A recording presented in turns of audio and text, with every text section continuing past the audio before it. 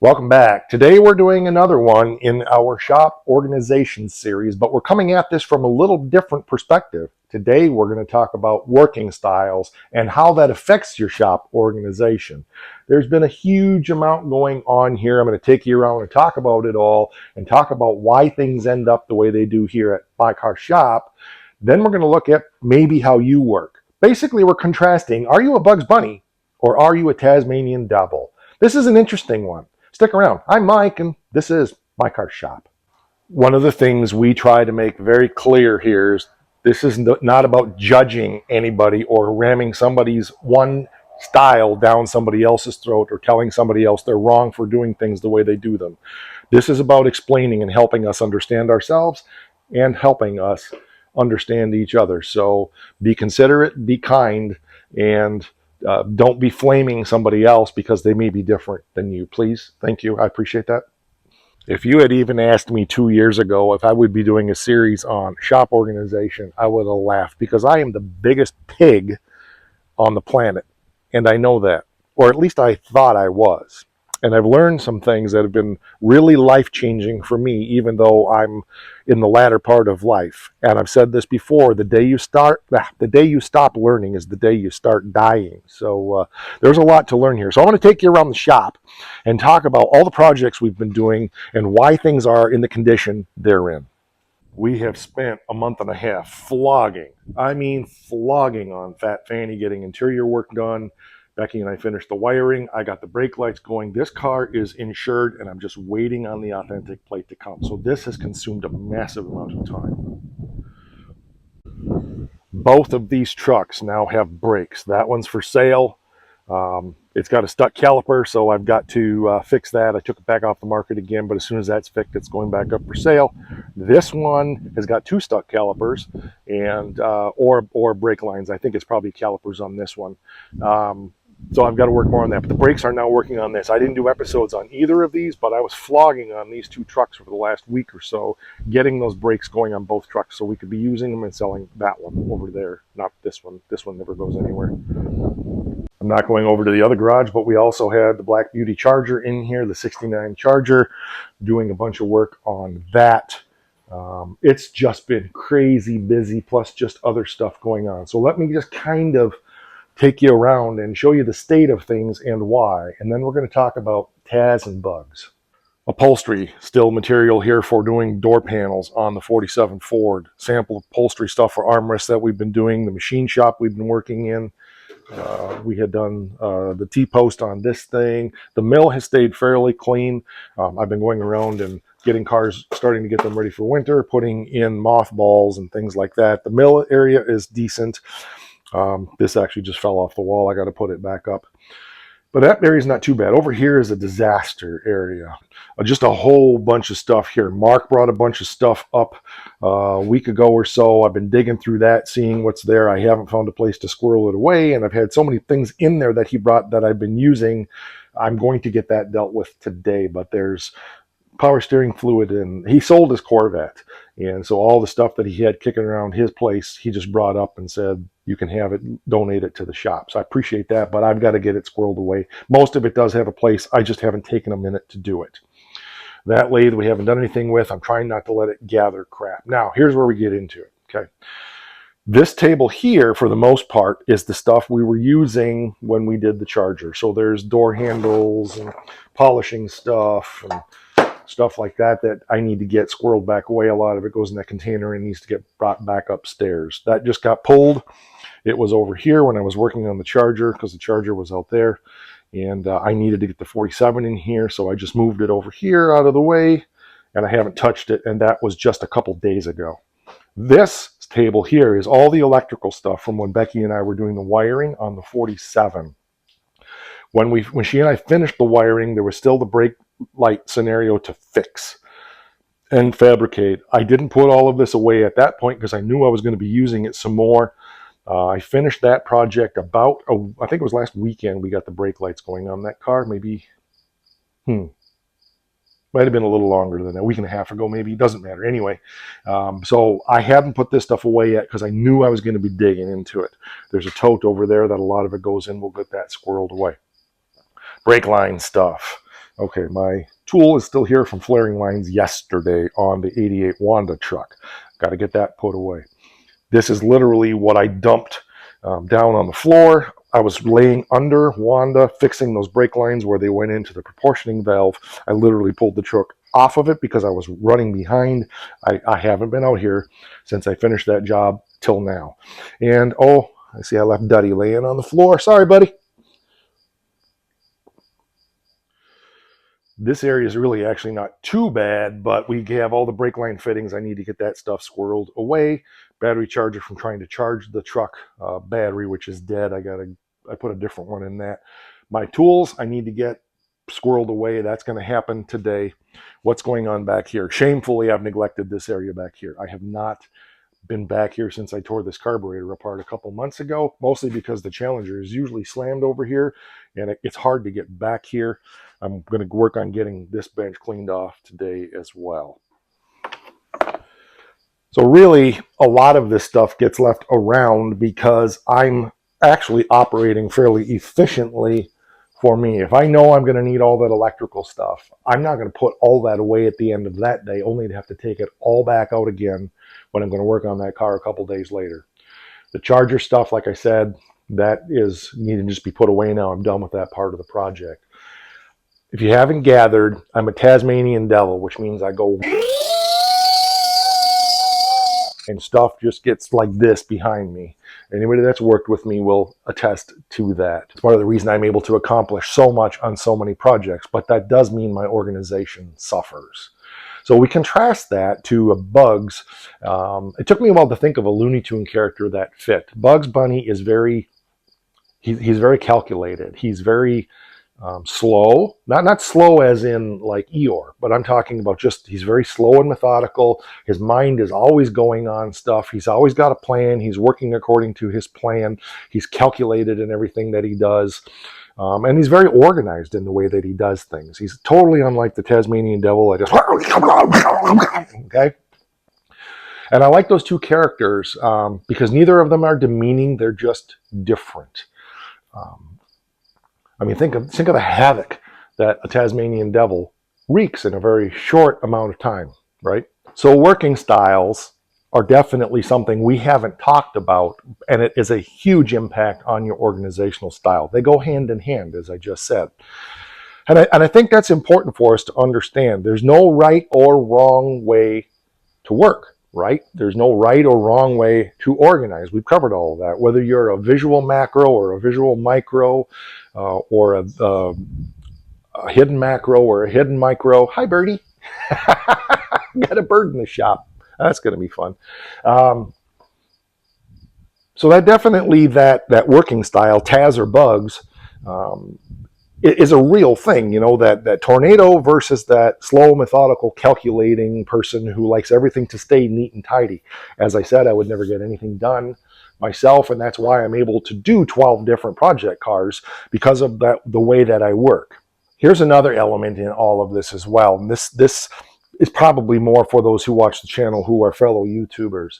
Remember that everything you're seeing happen here, I'm filming and I'm editing and I'm processing and I'm reviewing and I'm publishing and I'm doing thumbnails for. So there's another whole big piece to all of this My Car Shop stuff that you don't see. And every day that I film, I try as hard as I can to get that day's episode that I filmed edited, reviewed, and published so it's behind me. Because I consider if I'm working on the Challenger, if I do the work on the Challenger and I have the film in the camera, but I haven't processed that, I don't consider that job completed. To me, the completed job is welding in a patch panel in the floor, going through the filming, the editing, and publishing all in that day. So when I'm done out here, after spending 6, 8, 10 hours out here, I'm spending another 3, 4, 5 hours in the house editing video, etc., etc. So there's a lot that goes on. Now, here's the thing about what I wanted to say in that as well. One of the reasons I didn't film doing the brake lines on the truck, partly because you're laying under a vehicle, what's to see, but second piece in that is as well is I just wanted to focus on getting those things done and behind me without spending another 3, 4, 5 hours editing video and trying to make some semblance of a story out of that to present to you guys. There's plenty of other times we've done brake lines. There's plenty more times we will. do brake lines. But that YouTube piece really does bring a lot to that table as well. So when you're juggling this many projects, that's the way I like to do it. If I've worked on the charger, I want that episode uploaded into the queue. Part of the reason things got the way they did here is because I had fallen so far behind on videos. I was down to, I only had 3 videos left in the queue. That creates huge amounts of stress for me when I'm doing 3 videos a week. If I was only doing 1 a week, it wouldn't be as big a deal. But in order for me to keep you guys in the loop on everything I'm doing out here, I really have to do 2 hands-on episodes and then sharing my thoughts through the Talk About It Tuesdays. That's important to me. Plus, we do our members-only content for those that actually pay for memberships in the channel. And I've been starting to do YouTube shorts every day that I'm not putting out episodes. So there's a lot to the YouTube piece in that as well. So I filmed 27 episodes over 2 weeks. I was out here. Normally, I don't work out here in the evenings during the week. I was out here after work, working in the evenings. I was working all weekend, like 12, 14 hours. And I was not editing stuff, but I was just trying to get as much footage in the bank as I could. And then after that, I went back and started editing and publishing all the content. So it's just the last month around here has been just crazy. And even before that, it was crazy. That's how I got down to where I only had 3 episodes in the queue. None of that's whining. I love doing this and I'm happy to do it. And I wouldn't change a thing about it. I love the adrenaline that I get from doing everything. I love the forward motion on all the projects. But that does tend to mean when you're a Tasmanian devil, you do end up with this chaos behind you. So I'm going to go through and put a whole bunch of stuff away and make some progress. And I'll be right back. You won't hardly know the difference. And we're going to talk more about bugs and Taz. Okay, I've just been enjoying listening to the new Striper album that dropped today. And I'll get back to that in a minute. But I just wanted to share with you the Taz approach to cleaning these benches. Now, some people say, why don't you get folding tables in the shop? Because I have these fender stands. I have these pieces of wood around. And I have those. I will always have those. And it's having tables means there's something else in the shop, again, that I'm tripping over. So I just as soon use what I got with some plywood and go from there. But anyway, container concepts, right? So all these parts for the door handles and stuff and the vent wing windows were in this container. So they're all back in there now. This is my wiring container. It's got everything in here that I need. All this papers are the instructions for that American wiring harness. I'm not ready to let those go yet. I will file them in a file cabinet eventually, but for now, in case there's things I need to refer to, whoops, one on the floor. So I throw everything in the container. I pile, this is a bad voltmeter, I pile all like stuff together. This stuff minus that, we'll talk about that in a minute. All of this stuff goes in one specific spot over there with my soldering and wiring stuff. I keep my shrink sleeve and all my connectors and stuff separate from the bigger items of wiring and all. That's just yeah. So that'll go in the back room. That's not just 47 Ford. That's just a wiring tub in general. There's a lot of 47 stuff. All my tape is kind of piled together, and these are some components for the 47 that need to be put in the car. So it's all in just piles now. So again, my Taz went through and right threw it in clear containers because of me being a macro visual, and now I can put these containers back. Where do they go? I want to talk about that. One of the biggest keys to organization. It doesn't matter what your style is. Micro, macro, visual, hidden, anything in between, whether you're a Taz or a Bugs. It's hard to put things away when they don't have a home. So when I know where something goes, it's easy to put it back where it belongs. So for example, all my electric, most of my battery operated stuff, all my DeWalt stuff, there's a couple corded things down there. It all goes there. Boom. Okay. That's part of my visual style. So, I'm not a hidden. I'm a macro visual. So that works for me. All my pneumatic tools go down below on that shelf. We've talked about that before, but all of that stuff has a place, and I'm able to put those things in that place because I know where they go. So when I see a yellow tool, I know that's a battery operated DeWalt. It's easy to chuck it right back where it goes. That's just we've talked about that before, but I wanted to bring that up again. If things don't have a home, that's where clutter comes from. The second thing I wanted to mention is staging. So like the tub of wiring goes in the back room. I took it back. For stuff that's going to go upstairs, I just put it on the stairs. Next time I go up, I just take it up with me. So I'm not taking things to their final destination, but I'm staging them in the next area to get them where they go. Again, that's part of being the macro TAS type person, is just get it over in that general vicinity, and then we can take, every time I go upstairs, I just take one thing up with me and not making extra trips. So that's an efficiency thing in my book. By the way, that tub of charger stuff goes a very specific place right over here in the warehouse where the charger stuff is. There's a whole section of just 68, 69, 70 charger stuff. So that's where that goes. There we go on that. So yes, there's a few things more I need to deal with. Oops, a couple more wiring things, easy to take care of. Oh yeah, speedometer cable from the 47, I got to deal with that. So we're going to get this dealt with over here next and get that stuff squirreled away that Mark brought. Most of that goes back in the paint area back there, but get that stuff squirreled away where it belongs, because I have a home for most of that. Yeah, so we're getting there. Again, it's everything having a place and just putting things in their place. So some of this stuff is still in flux from the past. I may be moving the toolbox right here next to the sandblasting cabinet and my parts baking oven. I'm not sure yet. The toolbox is always kind of a head scratcher to me, because I've not had a spot where I find it to be centrally convenient, but maybe that's it. Sometimes you just got to let things sit for a while and figure them out.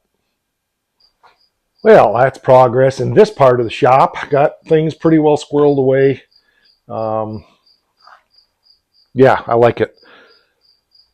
Remember that shop organization isn't about what it visually is like. Yes, there is a sense of energy that comes when something is beautiful. We understand that.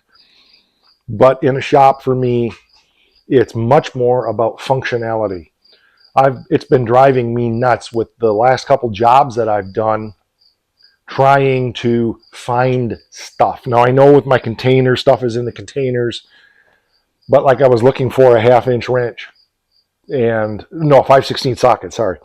And it was in a container, but the containers are overflowing. And so it's like, all right, I just find myself getting angry. And I thought, okay, that's the indicator. The containers are full to overflowing and you're getting PO'd about stuff. It's time to just take a day and an afternoon today and just get things back under control again, because it's about efficiency and it's about function. It's about being able to operate in your shop efficiently without wasting time running around for 3 hours trying to find stuff. I consider this to be the machine shop portion of the shop, but this is also where we do paint and body work. We don't have any on the docket right now, but the 47 was sitting here for a long time, and this is where we did the wiring job that Becky and I worked on together. So it's a good utilitarian space for a lot of things besides machine work and paint and body work. By the way, I wanted to mention the 47 Ford transmission leak. I didn't film that either, but that is fixed, so it no longer pees all over the floor. So that's a good job done also. There's just been a lot of stuff that I've done behind the scenes to just try to get stuff moving forward. That 47 Ford will be on the road any day, and I'm so excited. Licensed, insured. I just had a call from the insurance agent today. We're in our negotiation process over coming to an agreed value. We're about $15,000 apart right now. The burden of proof is on me to find comparables to show them that the number that I have on it is in fact closer to its fair market value. I don't think that's going to be a problem at all. I just need to take the time to do it. My agent is understanding. We have a couple weeks. The value that I declared on the car is what they're honoring, and if by in 2 or 3 weeks, I forget the date, I think we've got 2 weeks, 14 days. If I can't prove that, then it'll go down to the value that they're stating, which is, I think, considerably lower. I mean, it's still in 5 figures, pretty good, but it's not where I think it should be, and so we're gonna solve that. I'm gonna do a talk about it Tuesday on that. As we work through that process. So stick around for that. All right, next up, I haven't emptied my containers yet. The only thing that's really driving me crazy right now is over there. It's not as bad as it appears, but I still have some of the stuff here from Mark that I need to squirrel away. This is stuff that I have to think through a little bit where I want to put. All the rest of it got all put away in the cabinets or in other places where they belong. Battery charger here, fittings polish. That stuff will go quick. This area over here, I need to just spend a little time thinking through. Some of that's upholstery stuff I just stuck out of the way. I want to get this area cleaned up, but I'm going to call this episode a day. Um, Again, we want to circle back around and recognize that today we were looking at work styles, difference between a Tasmanian devil and a Bugs Bunny. So Taz and Bugs. Are you a Bugs? Are you a Taz? Are you somewhere in the middle of those two things? I know for myself, I'm definitely a Tasmanian devil. Um, but this has been fun. I listened to the new Striper album, and then I thought, you know what? I haven't listened to our playlist on Spotify in a long time. I didn't get through all of it because we have a huge amount of songs on Spotify, but I was able to listen to probably 10 or 12 of the 30 or 40 songs we have on Spotify. We're in the middle of recording another song right now. By the time you see this, that song will be released. It's called Release the Hounds of Hell or something like that. It's our annual spooky tune. So watch for that. But I wanted to go back and just listen to some of the stuff we've done. As the sound engineer for the band, it's good for me to check in on what we've done and compare that to what I'm doing. So that's been kind of fun today, actually, just to have my earbuds in and just puttering away out here. I didn't see any point in doing time-lapse photography for you guys watching me put crap away. But I did want to share these ideas about our work styles and how that plays into our organizational style. All right, that's going to do it. I'm going to go get some lunch, and then I'll be getting this part of this done as well. So there's one thing that's important around here, and I don't want you to forget.